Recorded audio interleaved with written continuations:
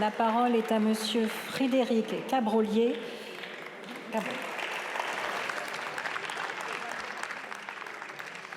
Madame la Présidente, mes chers collègues, ma question s'adresse à Monsieur le ministre de l'Intérieur.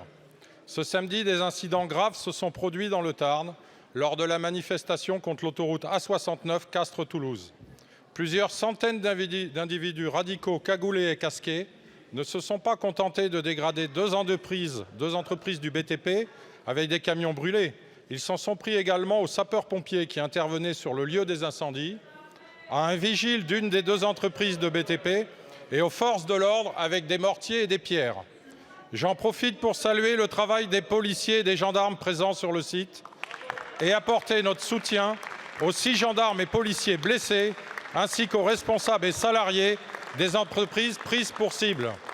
Des dispositifs de contrôle aux abords de la manifestation avaient heureusement permis aux forces de l'ordre de saisir des armes par destination, barres de fer, pioches, boules de pétanque, couteaux, masques à gaz, évitant certainement des faits encore plus graves. À noter que seulement 9 personnes ont été interpellées sur les 2000 activistes violents présents lors de cette manifestation, selon les chiffres de la préfecture. D'autre part, des députés NUPES, ceints de leur écharpe tricolore, étaient présents, comme souvent dans ce type de manifestation violente, cautionnant ainsi ces actes par leur présence. Les députés présents sur place...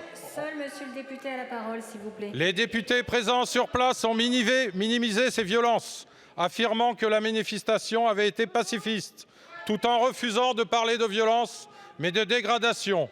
Pire, une députée a justifié l'incendie de camions dans une cimenterie par le fait que la production de ciment pollue beaucoup. Monsieur le ministre, on retrouve dans ces exactions les mêmes groupes écoterroristes qui avaient sévi à Sainte-Soline, comme les soulèvements de la... Monsieur le député, la parole est à Monsieur Gérald Darmanin, ministre de l'Intérieur et des Outre-mer.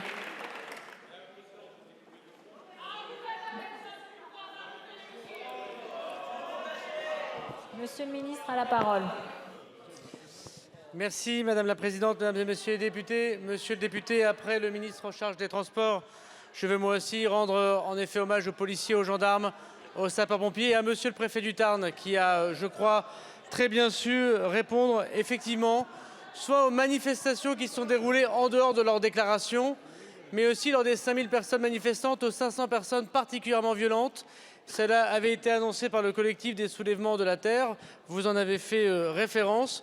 12 personnes ont été interpellées. 4 camions ont été brûlés. Un bâtiment lui-même a été incendié. 20 drones... Monsieur le ministre a la parole, s'il vous plaît. 20 drones ont été utilisés par ceux qui voulaient en effet coordonner les actions de lancer de pierres, de lancer de cocktails contre les policiers et contre les gendarmes. Et surtout, un certain nombre de personnes violentes, une centaine, ont été violées le droit de propriété pour s'installer sans droit ni titre dans une ferme, celle de la Crémade, où ils voulaient installer, je cite, une ZAD. Vous aurez constaté, monsieur le député, que nous n'avons pas laissé installer une ZAD dans le territoire du Tarn, que nous avons, sur des consignes extrêmement claires pour les forces de l'ordre, su évacuer ces personnes, alors qu'en effet, les policiers et les gendarmes ont subi énormément de violences, lancer des pavés sur eux-mêmes, effectivement, dans des conditions de grande difficulté pour un maintien de l'ordre que l'on pourrait qualifier de rural. Aujourd'hui, 12 personnes ont été interpellées, certaines avec, vous l'avez raison, des armes importantes. Elles sont présentées évidemment au service du ministre de la Justice. Je veux dire par ailleurs... s'il vous plaît, seul monsieur le ministre a la parole. Je veux vous dire par ailleurs que...